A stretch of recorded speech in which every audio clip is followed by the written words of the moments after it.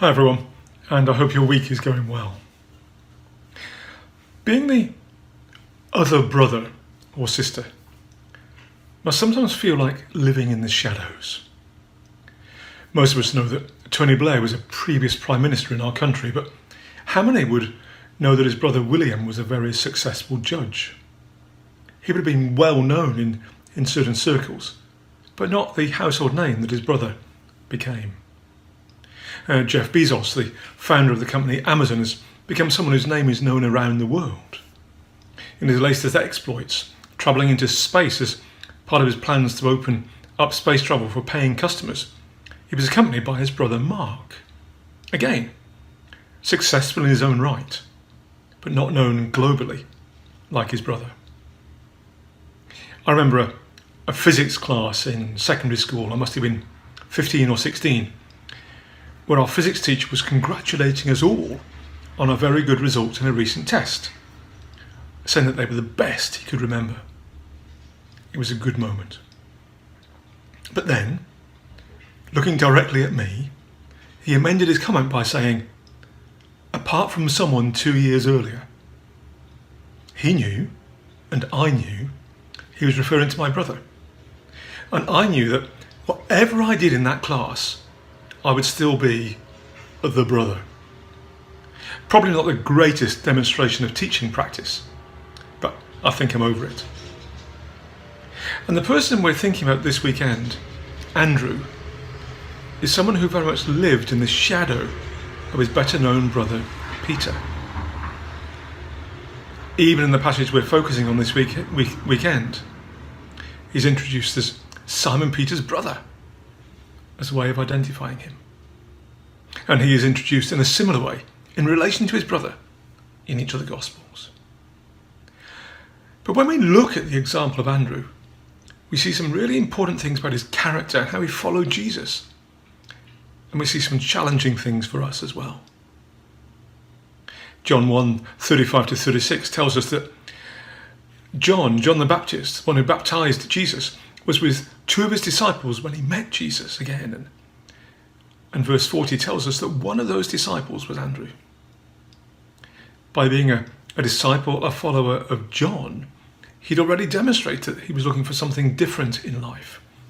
A life committed to serving God, a life where he sought to turn away from anything that was wrong, a life where he was hoping for something better for his nation that he knew could only come from God. And when he and the other disciple with him heard how John referred to Jesus as being the Lamb of God, they realised that Jesus was someone really special and chose to follow him. They were leaving behind their allegiance to John and transferring it to Jesus. And the first step in doing so was spending time with Jesus, finding out more about who he was and what he was teaching, why it inspired such a statement from John. So that afternoon and evening was the start of their journey with Jesus. It was a simple first step, just wanting to be with Jesus, to spend time with him.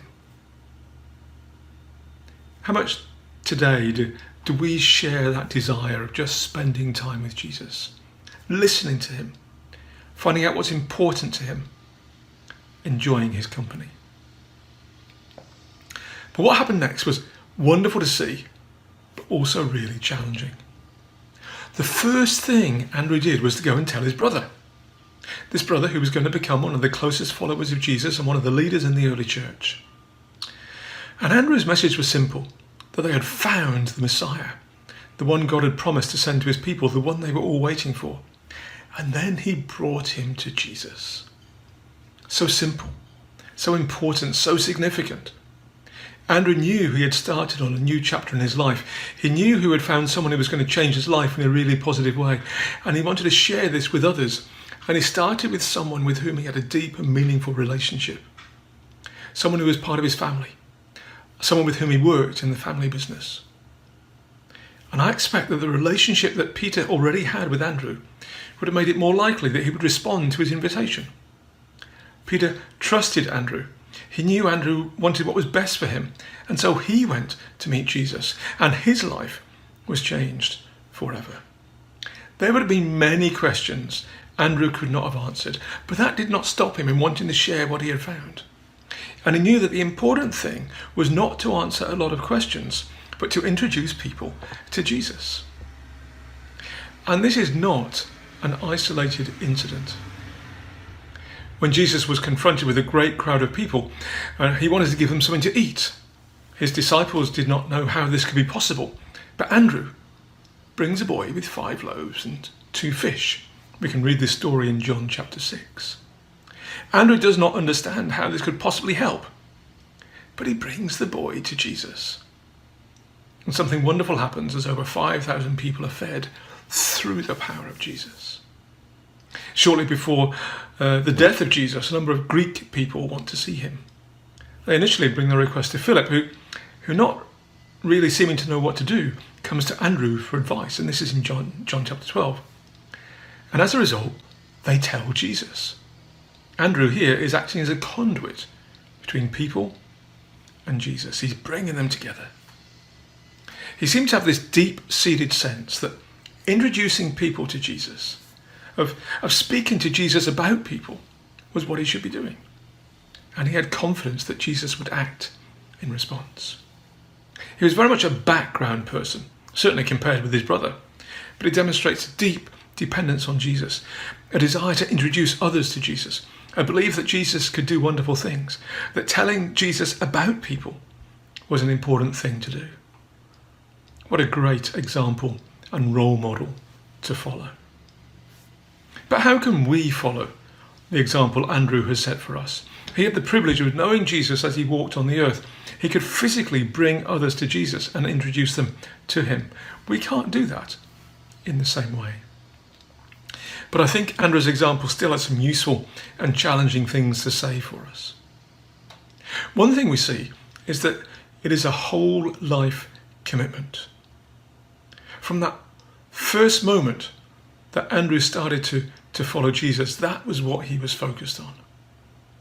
We see it during the public ministry of Jesus, those 3 years when Jesus travelled and taught and did amazing things.